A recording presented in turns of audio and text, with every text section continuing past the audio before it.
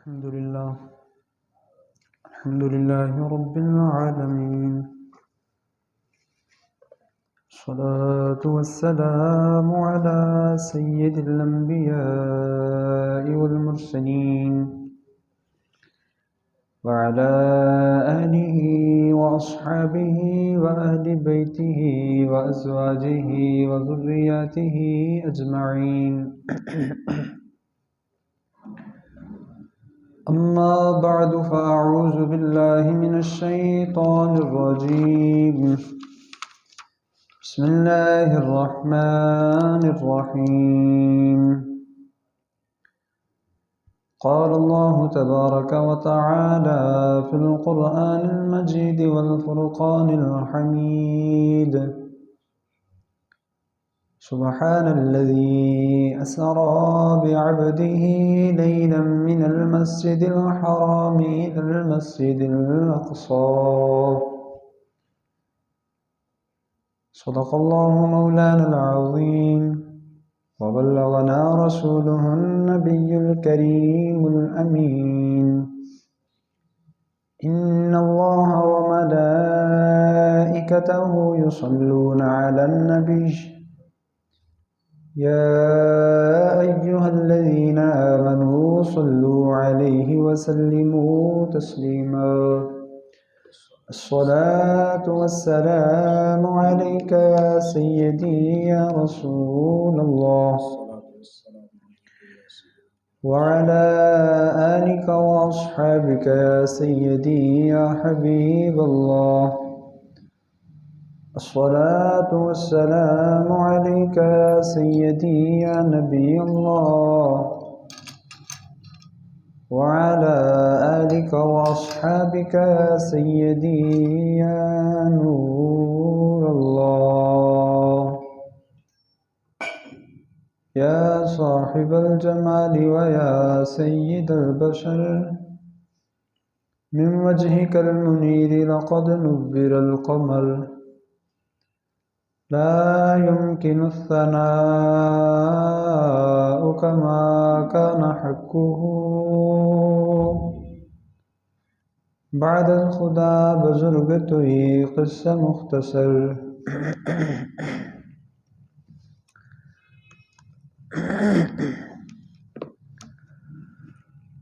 اللہ تعالیٰ کی حمد و ثنا حضور تاجدار مدینہ سرور قلب و سینہ امام الانبیاء سید المرسلین شفیع المذنبین جناب سیدنا احمد مصطفیٰ حضرت محمد مصطفیٰ علیہ التحیۃ والثناء کی بارگاہ عالیہ میں ہدیہ درود و سلام عرض کرنے کے بعد، لائق صد احترام سامعین ذوی الاحتشام، آپ حباب کے سامنے قرآن مجید برہان رشید کا کچھ حصہ تلاوت کرنے کا شرف حاصل ہوا۔ بارگاہ رب العزت میں دعا ہے اللہ تعالیٰ مجھے حق سچ بیان کرنے کی توفیق عطا فرمائے، مجھے آپ سب کو سن سنا کر عمل پیرا ہونے کا جذبہ عطا فرمائے۔ آج کے اس مختصر وقت میں جس عنوان پر گفتگو ہوگی وہ ہے معجزہ معراج مصطفیٰ صلی اللہ علیہ وآلہ وسلم۔ اللہ تعالیٰ حضور نبی کریم رؤوف الرحیم صلی اللہ علیہ وآلہ وسلم کے تمام معجزات کو ماننے اور ان میں پوشیدہ حکمتوں کو سمجھنے اور ان میں ہمارے لیے موجود اسباق کو سمجھ کر عملی طور پر اپنانے کی توفیق عطا فرمائے۔ موجود سامعین کرام، سورہ بنی اسرائیل میں پہلی آیہ مبارکہ کے اندر ہی اللہ تعالیٰ نے حضور نبی کریم رؤوف الرحیم صلی اللہ علیہ وآلہ وسلم کے اس عظیم معجزہ کا ذکر فرمایا ہے۔ اللہ تعالیٰ نے سیدنا آدم علیہ نبینا علیہ السلام سے لے کر امام الانبیاء خاتم النبیین صلی اللہ علیہ وآلہ وسلم تک کم و بیش 1,24,000 انبیاء اور رسل مبعوث فرمائے۔ انہیں مختلف فضائل، اعزازات، معجزات، انعامات سے نوازا، اور ہمارا یہ عقیدہ اور نظریہ ہے وہ جملہ کمالات، جملہ اعزازات، جملہ معجزات جو دیگر تمام انبیاء کرام علیہم السلام کو ملے وہ کسی نہ کسی شکل میں حضور نبی کریم رؤوف الرحیم صلی اللہ علیہ وسلم کو بھی عطا ہوئے، اور ان معجزات سے ہٹ کر کچھ ایسے معجزات ہیں جو صرف حضور علیہ الصلوۃ والسلام کی ذات کا ہی خاصہ ہیں، وہ کسی اور کے حصے میں نہیں آئے۔ ان کی تعداد انگنت ہے، ان میں سے ایک معجزہ معجزہ معراج مصطفیٰ صلی اللہ علیہ وآلہ وسلم ہے۔ حضور نبی کریم رؤوف الرحیم صلی اللہ علیہ وآلہ وسلم کے اس سفر معراج کو قرآن مجید کے مختلف مقامات پر بیان کیا گیا ہے۔ سورہ بنی اسرائیل کی پہلی آیہ مبارکہ کے اندر آپ کے اس سفر کے آغاز کا ذکر ہے، جس کو اسرا سے تعبیر کیا جاتا ہے، اور سورہ النجم کی پہلی 18 آیات کے اندر حضور علیہ الصلوۃ والسلام کے اسی سفر معراج کا ذکر ہے، جس کو معراج سے تعبیر کیا جاتا ہے۔ دیگر کئی احادیث صحیحہ جو درجہ تواتر کو پہنچی ہوئی ہیں، ان میں اس سفر کا ذکر ہے جو آپ نے آسمانوں سے سدرۃ المنتہا تک کیا، جسے معراج سے تعبیر کیا جاتا ہے، اور پھر سدرۃ المنتہا سے آگے رب جانے، مصطفیٰ کریم صلی اللہ علیہ وسلم جانے کہاں تک سفر ہوا، اس کو حضرت خواجہ نظام الدین اولیاء رحمۃ اللہ تعالی علیہ نے اعراج سے تعبیر فرمایا ہے۔ تو آپ کے اس مبارک سفر کے 3 نام علماء نے بیان فرمائے: اسرا، معراج اور اعراج۔ حکم شرعی اور اعتقادی کے اعتبار سے بھی ان تینوں کا درجہ الگ الگ ہے۔ ایک بندہ مومن حضور نبی کریم رؤوف الرحیم صلی اللہ علیہ وآلہ وسلم کے تمام معجزات پر ایمان رکھتا ہے۔ خاص طور پر اگر ہم واقعہ معراج، معجزہ معراج کو دیکھیں تو اس میں ہمارے لیے 2 طرح کی چیزیں موجود ہیں جن کو اپنانا از حد ضروری اور لازمی ہے۔ ان میں سے ایک چیز کا تعلق ہمارے عقیدے کے ساتھ ہے اور دوسری چیز کا تعلق ہمارے عمل کے ساتھ ہے۔ اعتقاد اور عمل، اور اعتقاد اور عمل کا مجموعہ انسان کے لیے دار آخرت میں جنت الفردوس میں داخلے کا سبب ہے۔ ارشاد باری تعالی ہے: ان الذین آمنوا وعملوا الصالحات کانت لهم جنات الفردوس نزلا۔ بے شک وہ لوگ جو ایمان لائے اور انہوں نے نیک کام کیے، اعمال صالحہ انجام دیے، جنت الفردوس ان کی مہمانی کے لیے موجود ہے۔ تو ایمان جسے ہم اعتقاد سے تعبیر کرتے ہیں اور عمل صالح معجزہ معراج مصطفیٰ صلی اللہ علیہ وآلہ وسلم سے ہمارے لیے، امت کے لیے ایک 2 چیزیں سامنے آتی ہیں کہ امت نے اس معجزے کے حوالے سے عقیدہ کیا رکھنا ہے، اور امت نے اس معجزہ عظیمہ کے حوالے سے عمل کیا اختیار کرنا ہے۔ انہی 2 چیزوں پر پوری گفتگو کا انحصار ہوگا۔ تو پہلی چیز، جیسے میں نے آپ کے سامنے عرض کیا کہ مسجد حرام سے لے کے مسجد اقصی تک کا ذکر سورہ بنی اسرائیل کی پہلی آیہ مبارکہ کے اندر موجود ہے۔ ارشاد باری تعالیٰ سبحان الذی اسری بعبدہ لیلا من المسجد الحرام الی المسجد الاقصی،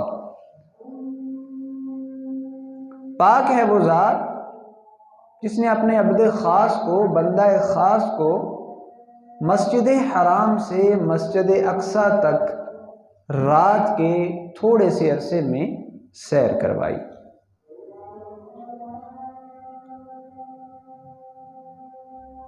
آگے اس سیر کی حکمت بیان فرمائی، لِنُرِيَهُ مِنْ آیاتنا۔ حکمت کیا ہے؟ کہ ہم اپنے اس بندہ خاص کو اپنی نشانیاں دکھائیں۔ تو حضور علیہ الصلوۃ والسلام کو سفر معراج کروانے کی حکمت اللہ تعالیٰ کی نشانیوں کو دکھانا ہے، اور حضور علیہ الصلوۃ والسلام نے اس سفر کے اندر کیا کیا دیکھا؟ مسجد حرام سے سفر کا آغاز ہوا، مسجد اقصی تک پہنچے، جسے قرآن نے سفر اسراء سے تعبیر کیا، اسراء کا لفظ بولا۔ اتنے سفر کے حوالے سے اہل سنت و جماعت کا متفق علیہ عقیدہ اور نظریہ یہ ہے کہ اس کو دل سے ماننا، زبان سے اس کا اقرار کرنا اور اس پر یقین لانا یہ فرض ہے۔ اگر کوئی اتنے حصے کا انکار کرتا ہے تو وہ کافر ہے، دائرہ اسلام سے خارج ہے، اعتقاد اور ایمان اور نظریے کی بات کی جائے تو مسجد حرام سے مسجد اقصی تک کا جو آپ کا سفر ہے، اگر کوئی اس کا انکار کرے تو وہ کافر ہے، اسلام کے ساتھ اس کا کوئی تعلق نہیں ہے، کیونکہ اتنا حصہ سفر کا قرآن مجید کی نص سے ثابت ہے، اور قرآن مجید کے کسی ایک لفظ کا انکار کرنا، مفہوم کا انکار کرنا یہ کفر ہے۔ اس کے بعد دوسرا مرحلہ مسجد اقصی سے سدرۃ المنتہا تک، اس کے بارے میں عقیدہ اور نظریہ کیا ہو؟ علماء نے فرمایا یہ سفر احادیث صحیحہ سے ثابت ہے، جو اتنی زیادہ ہیں مفہوم کے اعتبار سے کہ وہ حدیث متواتر کے درجے تک پہنچی ہوئی ہیں، اور حدیث متواتر اس حدیث پاک کو کہا جاتا ہے جس کو اتنی بڑی تعداد لوگوں کی روایت کرے کہ جو جھوٹ پر جمع نہیں ہو سکتے۔ ایک بندہ بولے گا، دو تین چار، سینکڑوں کی تعداد میں کسی مفہوم کو نقل کرنے والے لوگ ہوں، وہ سارے تو جھوٹ پہ جمع نہیں ہو سکتے۔ تو مفہوم کے اعتبار سے سفر معراج کی وہ روایات جن کا تعلق مسجد اقصی سے آگے سدرۃ المنتہا کے سفر کے ساتھ ہے، وہ اس قدر زیادہ ہیں کہ وہ حد تواتر کو پہنچی ہوئی ہیں۔ علماء نے فرمایا اگر اتنے سفر کا کوئی انکار کرتا ہے ایسا شخص گمراہ ہوگا، اسے کافر تو نہیں کہا جائے گا، لیکن وہ گمراہ ضرور ہوگا۔ اور پھر سدرۃ المنتہا سے آگے لامکان کا سفر، اللہ رب العزت سے ہم کلام ہونا، یہ سفر دیگر اخبار احاد، احادیث احاد سے ثابت ہے۔ اس کا اگر کوئی انکار کرتا ہے تو علماء نے فرمایا کہ وہ حق اور ثواب اور درستی کی راہ سے دور ہے، اور ایسے شخص کے برے خاتمے کا اندیشہ ہے۔ اللہ تعالیٰ محفوظ فرمائے۔ لہذا حضور نبی کریم رؤوف الرحیم صلی اللہ علیہ وسلم کے اس سفر کے 3 اعتقادی درجے ہیں۔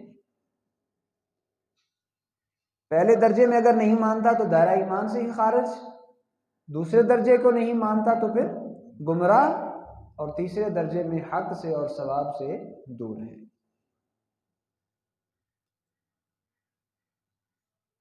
باقی اس میں علماء کا کثیر اختلاف، جزیات کے اندر، کیفیات کے اندر، واقعات کے اندر،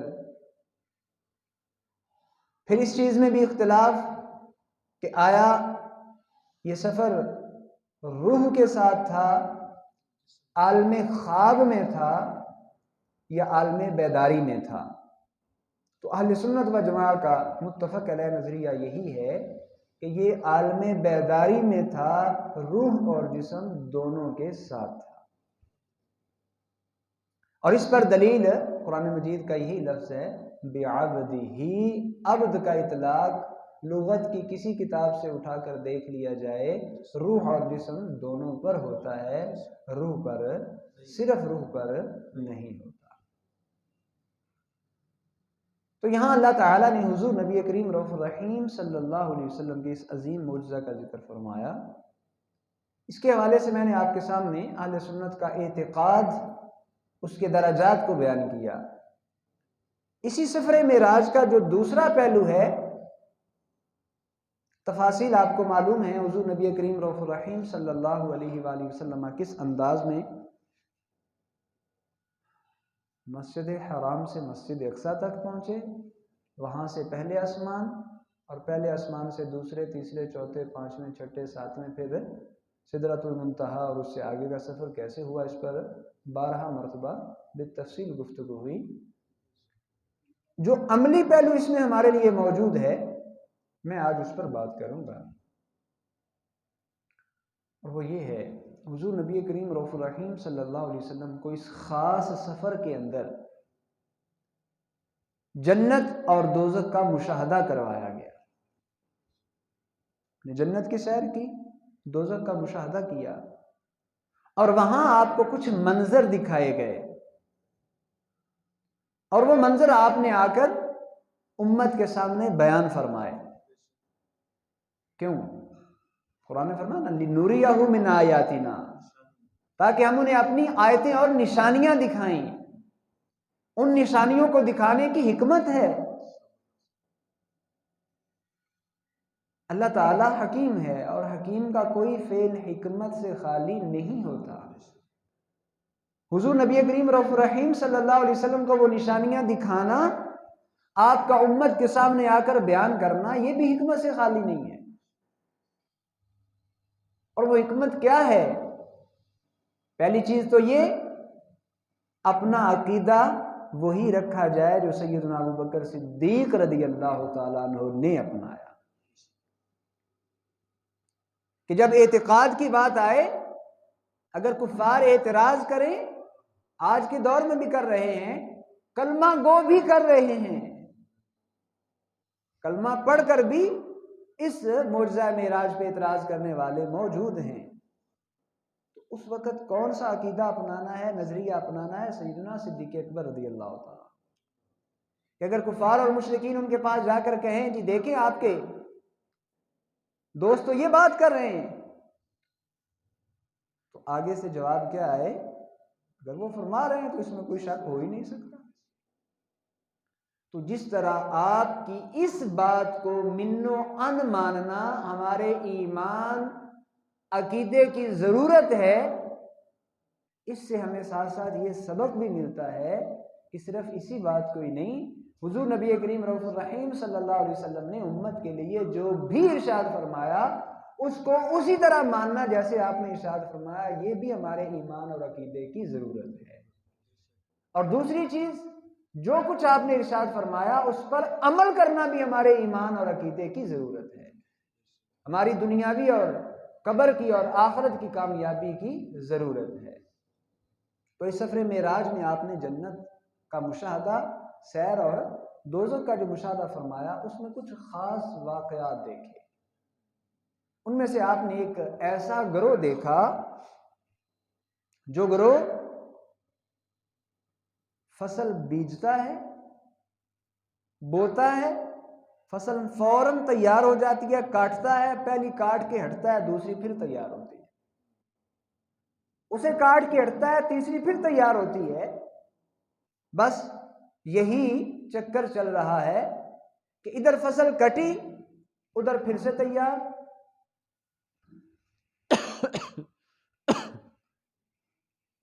حضور نبی کریم رؤوف الرحیم صلی اللہ علیہ وسلم نے اس مشاہدے کو ملاحظہ فرمایا۔ ساتھ سیدنا جبریل علیہ نبی کی علیہ الصلوۃ والسلام موجود ہیں۔ فرمایا اے جبریل یہ کون لوگ ہیں اور یہ ان کا کیسا عمل ہے؟ اس سوال جواب میں بھی امت کے لیے توضیح مقصود تھی، امت کے لیے سبق چھوڑنا اور اس معاملے کی حقیقت کو سمجھنا اور سمجھانا مقصود تھا۔ جناب سیدنا جبریل علیہ نبی علیہ الصلوۃ والسلام نے عرض کی یا رسول اللہ صلی اللہ علیہ وسلم، آپ کی امت کے یہ وہ لوگ ہیں جو راہ خدا میں جہاد کرتے ہیں، جو حق کی آواز کو بلند کرنے کے لیے، حق کی آواز کو، حق کے علم کو سر بلند رکھنے کے لیے اپنا گھر بار چھوڑ کر، اعزا و اقارب چھوڑ کر، دوست احباب چھوڑ کر، مال و دولت اور اپنے خوبصورت مکانات چھوڑ کر صرف اور صرف اعلائے کلمات اللہ کی خاطر، صرف اور صرف اعلائے حق کی خاطر اور ابطال باطل کے لیے، راہ خدا میں رب کی رضا کے لیے جہاد کرتے ہیں، ان کے عمل کی یہ کیفیت ہے کہ ابھی اپنے پہلے عمل کا ثواب وہ اکٹھا کر نہیں پاتے، اللہ تعالیٰ اور عطا فرماتا ہے۔ ان کے عمل کے ثواب کو 700 گنا تک بڑھا دیا جاتا ہے، اور بس یہی سلسلہ چلتا رہتا ہے۔ یا رسول اللہ صلی اللہ علیہ وسلم یہ وہ لوگ ہیں۔ وہاں سے آپ آگے تشریف لے گئے، آپ نے کچھ لوگ ایسے بھی دیکھے، آپ کو ایک اور منظر دکھایا گیا، ایک اور مشاہدہ کروایا گیا، وہ یہ تھا کہ کچھ لوگ ایسے ہیں جن کے سروں کو بڑے بڑے ہتھوڑوں کے ساتھ کوٹا جا رہا ہے۔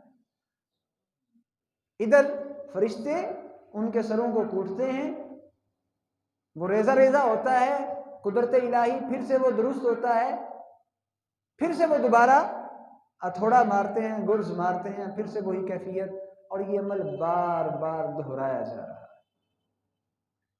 حضور علیہ الصلوۃ والسلام نے سفر معراج کے اندر یہ جو منظر دیکھا، جناب سیدنا جبریل علیہ نبی علیہ الصلوۃ والسلام سے فرمایا اے جبریل یہ کون لوگ ہیں جن کے ساتھ یہ سلوک کیا جا رہا ہے؟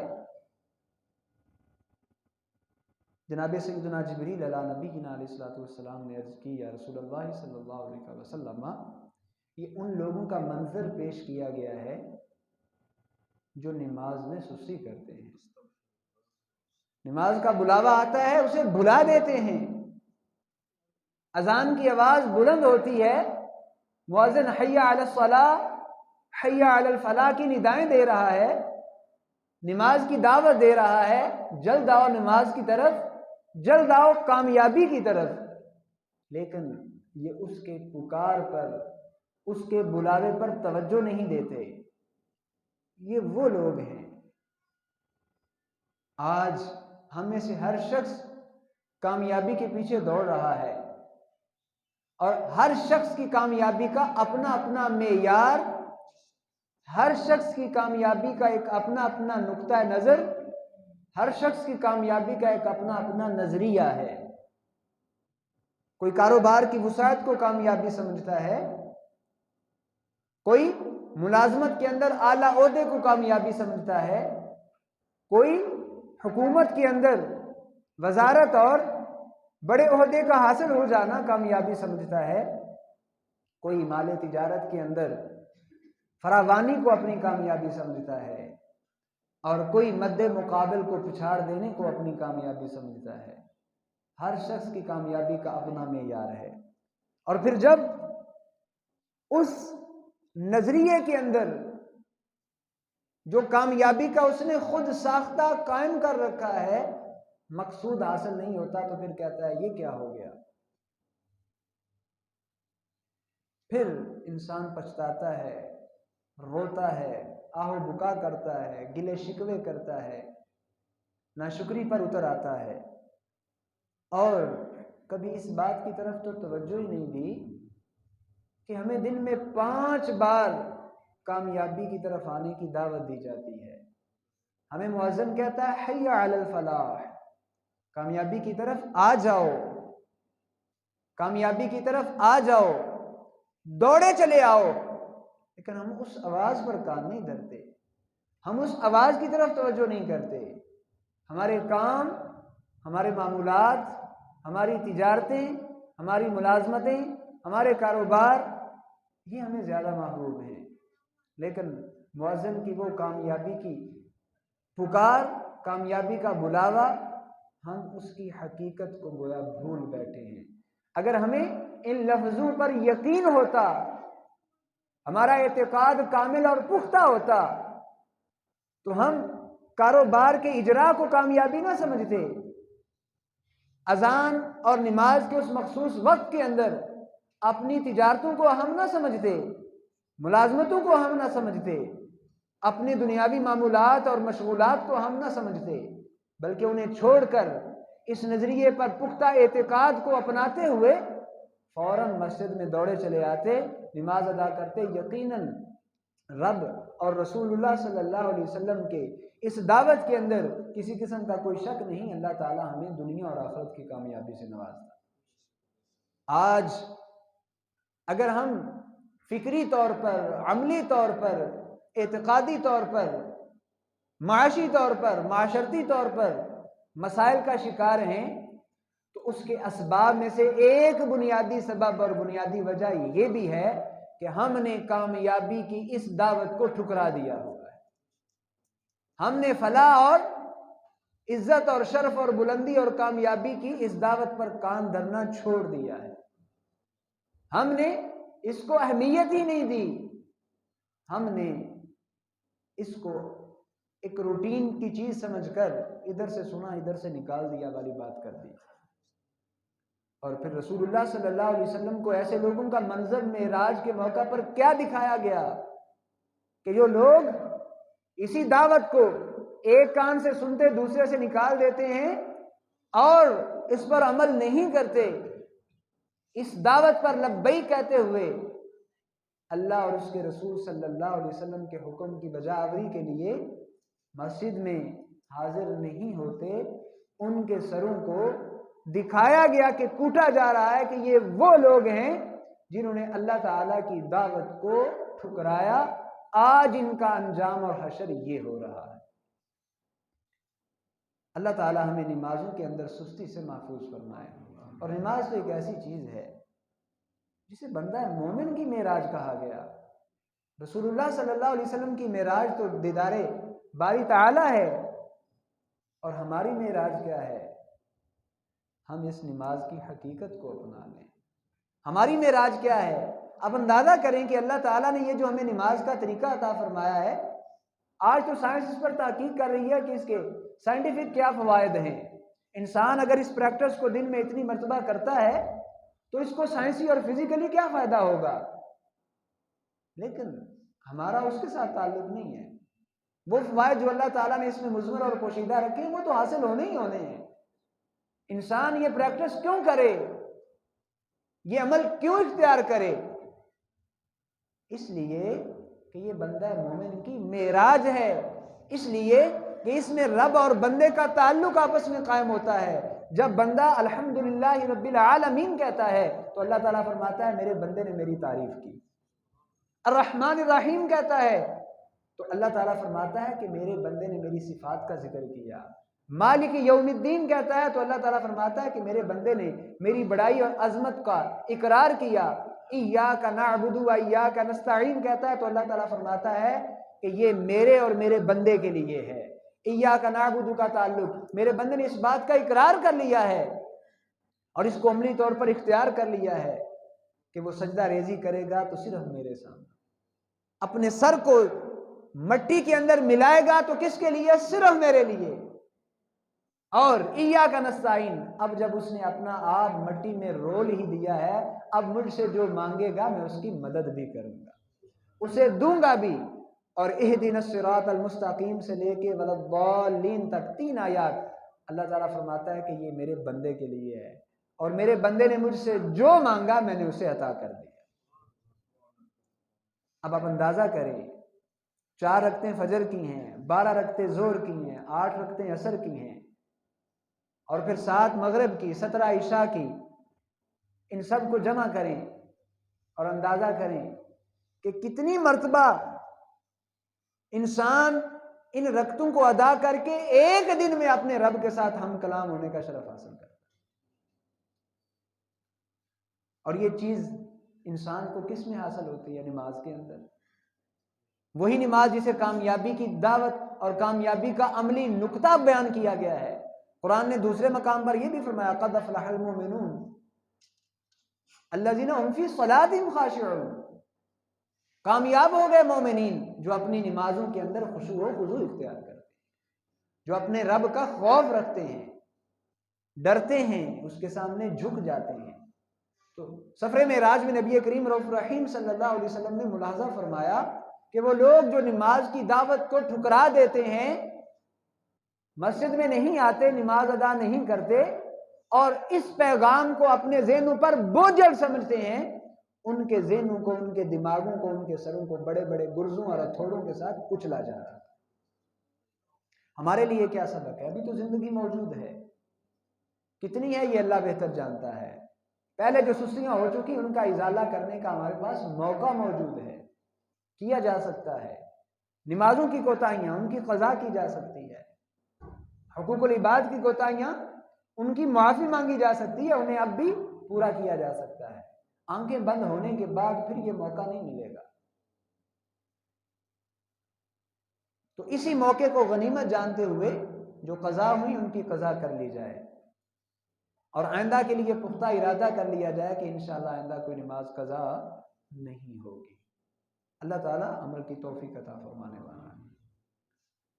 پھر رسول اللہ صلی اللہ علیہ وسلم نے ایک اور منظر ملاحظہ فرمایا، آپ کو ایک اور منظر اس سفر معراج کے موقع پر دکھایا گیا جس میں ہمارے لیے عملی سبق اور درس موجود ہے۔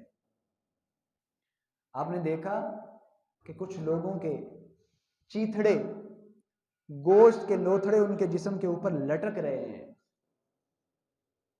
اور وہ لوگ تھور اور سیم اسے کھا رہے ہیں، کانٹے دار درخت کو خوراک کے طور پر کھا رہے ہیں، اسے نگل رہے ہیں، اور ابلا ہوا پیپ والا پانی پی رہے ہیں۔ رسول اللہ صلی اللہ علیہ وسلم نے اس منظر کو دیکھا، جناب سیدنا جبریل علیہ نبینا علیہ الصلوۃ والسلام سے فرمایا جبریل یہ کون لوگ ہیں؟ عرض گزار ہوئے یا رسول اللہ صلی اللہ علیہ وسلم آپ کی امت کے یہ وہ لوگ ہیں، یہ ان لوگوں کا منظر دکھایا گیا ہے جن کو اللہ تعالیٰ نے مال کی دولت سے نوازا، جو صاحب ثروت تھے، جو صاحب دولت تھے، جو صاحب مال تھے، اور جو صاحب نصاب تھے۔ یہ لوگ زکوٰۃ ادا نہیں کرتے تھے، یہ لوگ اللہ کے دیے ہوئے رزق سے اس کی راہ میں خرچ نہیں کرتے تھے، یہ لوگ زکوٰۃ کے مال کو بھی اپنے مال کے اندر ملا کر مختلف ہیلوں اور بہانوں سے زکوٰۃ جو غریبوں کا حق ہے، جس کے مخصوص مصارف ہیں، ان تک نہیں پہنچاتے تھے۔ تو آج ان کو اس سزا کے اندر مبتلا کیا گیا ہے، اس کا بھی آج موقع ہے۔ جو صاحب نصاب کئی سالوں سے ہیں، زکوٰۃ ادا نہیں کر رہے، وہ پچھلے سالوں کے بھی کر سکتے ہیں، موقع ہے۔ آنکھیں بند ہونے کے بعد وہی مال جو ہم کما کے اولاد کے لیے جمع کرتے ہیں، کل کو اولاد نے ہمارے لیے کیا کرنا ہے، کیا کرتی ہے، یہ سب کے سامنے ہے۔ وہ مال ورثاء کی وراثت بن جائے گا، اور بندے کے کھاتے میں کیا آئے گا؟ وہی مال جس کی زکوٰۃ نہیں دی، وہی مال جس سے صدقات واجبہ کو ادا نہیں کیا، وہی مال جس سے فطرہ ادا نہیں کیا، وہی مال جس سے کفارات کو ادا نہیں کیا، وہی مال حساب کتاب کل کو اسی سے ہونا ہے۔ اور صرف زکوٰۃ نہ دینے کا یہ عذاب ہے، باقی جو معاملات اور حقوق ہیں ان کو ادا نہ کرنے کا مالی اعتبار سے عذاب کیا ہوگا، وہ اللہ اور اس کا رسول بہتر جانتے ہیں۔ ابھی موقع ہے، بندوں کے حوالے سے جو مال سے متعلق حقوق ہیں اللہ تعالیٰ کے حوالے سے جو مال سے متعلق حقوق ہیں ابھی پورے کر لیے جائیں۔ سفر معراج میں حضور علیہ الصلوۃ والسلام کو یہ منظر دکھایا گیا کہ جو مال کو جمع کرتے ہیں، اور قرآن نے یہ فرمایا والذین یکنزون الذھب والفضة ولا ينفقونها في سبيل الله فبشرهم بعذاب أليم۔ وہ لوگ جو سونے اور چاندی کو کنز بنا لیتے ہیں، تجوریاں بھر بھر کے رکھیں، لاکر کے اندر بھر بھر کے رکھ دیا، اور زکوٰۃ کی باری آئی مذہب ہی بدل لیا، مسلک ہی بدل لیا، وہاں خانے کے اندر مسلک ہی تبدیل کروا دیا۔ اتنی زکوٰۃ ہم کیسے دیں؟ سال کے بعد 2.5% تو اسلام نے مانگی ہے، شریعت نے مانگی ہے۔ روزانہ کی بنیاد پر پتہ نہیں کتنے کتنے فیصد ہم ٹیکس بھر رہے ہیں، وہ تو دے لیتے ہیں، لیکن وہ چیز جس کی وجہ سے ہماری دنیا بھی بہتر ہوگی، قبر بھی بہتر ہوگی، حشر بھی بہتر ہوگی، اس کے بارے میں دیتے وقت ہمیں 100 خدشات کا سامنا کرنا پڑتا ہے۔ ابھی موقع ہے۔ قرآن نے کھلے لفظوں میں فرمایا ہے کہ جو اس کو جوڑ جوڑ کر رکھتے ہیں، تجوریاں بھر بھر کے لا کر بھر بھر کے دیتے نہیں ہیں، فبشرہم بعذاب علیم، اے محبوب آپ انہیں دردناک عذاب کی خوشخبری سنا دیجیے۔ اور رسول اللہ صلی اللہ علیہ وسلم نے سفر معراج کے موقع پر جو دیکھا، امت کے سامنے اسی لیے بیان کیا کہ امت عمل کی طرف راغب ہو، بد عملی سے بچ جائے، بے عملی کا شکار نہ ہو۔ اور پھر رسول اللہ صلی اللہ علیہ وسلم نے اسی سفر معراج کے موقع پر ایک اور منظر دیکھا۔ بس آخری بات گفتگو ختم کرنے لگا ہوں۔ آپ نے دیکھا کہ کچھ لوگ، ان کے سامنے ایک طرف تازہ پکا ہوا انتہائی عمدہ گوشت ہے، اور دوسری طرف انتہائی سڑا ہوا بدبودار گوشت ہے۔ وہ لوگ اس تازے اور صاف ستھرے گوشت کو چھوڑ کر اس بدبودار اور سڑے ہوئے گوشت کو جا کر کھاتے ہیں۔ یہی عمل مسلسل دہرایا جا رہا ہے، ادھر متوجہ نہیں ہو رہے، اس سڑے ہوئے گوشت کی طرف جاتے ہیں اور اسے کھا رہے ہیں، بدبودار گوشت کو کھا رہے ہیں۔ رسول اللہ صلی اللہ علیہ وسلم نے امت کے سامنے اس کی حکمت کو کھولنے کے لیے جناب سیدنا جبریل علیہ نبینا علیہ الصلوۃ والسلام سے سوال کیا، ہے جبریل یہ کون لوگ ہیں؟ حضرت جبریل عرض گزار ہوتے ہیں، یا رسول اللہ صلی اللہ علیہ وسلم، یہ وہ لوگ ہیں جن کو اللہ تعالیٰ نے نکاح کے ساتھ پاک باز اور طیبات خواتین عطا فرمائیں، لیکن یہ ان پاک باز خواتین کو چھوڑ کر ان خواتین کی طرف مائل ہوتے تھے جن کا ان کے ساتھ نکاح کا تعلق نہیں تھا۔ یعنی حلال کو ترک کرتے ہیں، حرام کی طرف جاتے ہیں، نکاح کو چھوڑ کر زنا کی طرف جانے والے یہ لوگ ہیں کہ ان کے سامنے پاکیزہ اور صاف ستھرا گوشت پڑا ہوا ہے، اسے چھوڑ کے سڑے ہوئے گوشت کو کھا رہے ہیں اور اس کی طرف مائل ہوتے ہیں۔ وہ زنا جس کے بارے میں قرآن نے فرمایا لا تقربوا الزنا انہ کان فاحشۃ وساء سبیلا، اس کے قریب بھی نہ جاؤ، یہ بے حیائی اور برا راستہ ہے۔ اور اس کا عذاب، دنیاوی عذاب کیا بیان کیا گیا؟ قرآن نے ہی فرمایا، اس کی تلاوت اگرچہ منسوخ ہو چکی ہے لیکن حکم اب بھی باقی ہے۔ الشیخ والشیخۃ اذا زنیا فرجموہما، شادی شدہ مرد اور شادی شدہ عورت جب اس فعل بد کا ارتکاب کریں تو فرمایا ان دونوں کو زندہ رہنے کا حق نہیں ہے، انہیں رجم کر دو، پتھر مار مار مار کر ان کی زندگیوں کا خاتمہ کر دو۔ اب اندازہ کر لیں اس جرم کی دنیاوی سزا یہ ہے، اور اخروی سزا رسول اللہ صلی اللہ علیہ وسلم نے جو منظر آپ کو بطور تمثیل دکھایا گیا، آپ نے اسے امت کے سامنے بیان فرمایا، وہ حشر میں ملنے والی ہے۔ اللہ تعالیٰ نے ہمیں موقع دیا ہے، زندگی کی رمق اور آثار ہم میں موجود ہیں، کتنی ہے یہ اللہ بہتر جانتا ہے۔ توبہ کا موقع ہے، اور توبہ ایسی چیز ہے جس کے بارے میں قرآن نے متعدد مقامات پر فرمایا الا من تاب وآمن وعمل عملا صالحا فاولئک یبدل اللہ سیئاتہم حسنات۔ اگر ہم نمازوں میں سستی کرتے ہیں اس سے توبہ کر لیں، زکوٰۃ میں سستی ہوگی اس سے توبہ کر لیں، حج فرض ہوا سستی کی اس سے توبہ کر لی جائے، یہ سارے کام کر لیے جائیں، قضا کر لی جائے، اور اگر فعل بد کا ارتکاب ہو گیا اس سے توبہ کر لی جائے تو قرآن نے کیا فرمایا؟ جو توبہ کر لے اور توبہ کرنے کے بعد عمل صالح کو مستقل طور پر اختیار کر لے، اس پر استقامت اختیار کر لے، اللہ بڑا مہربان ہے، اس کی برائیوں کو بھی نیکیوں سے بدل دے۔ یہ رب کا اس امت پر خاص انعام اور کرم ہے۔ تو موقع ہے، اللہ تعالیٰ نے مجھے آپ سب کو موقع دیا ہے، جو کوتاہیاں ہوئیں سچے دل سے توبہ کر کے عمل صالح کو اختیار کر لیا جائے، یقیناً وہ برائیوں کو، گناہوں کو نیکیوں سے بدلنے والا ہے اور ہماری دنیا اور آخرت کو بہتر بنانے والا ہے۔ بارگاہ رب العزت میں دعا ہے کہ اس سفر معراج کے حاصل ہونے والے اعتقادی اور عملی فوائد کو اپنی زندگیوں میں اپنا کر ہم اپنی دنیا اور آخرت کو بہتر بنانے کی کوشش کریں۔ آمین ثم آمین وما علیہ۔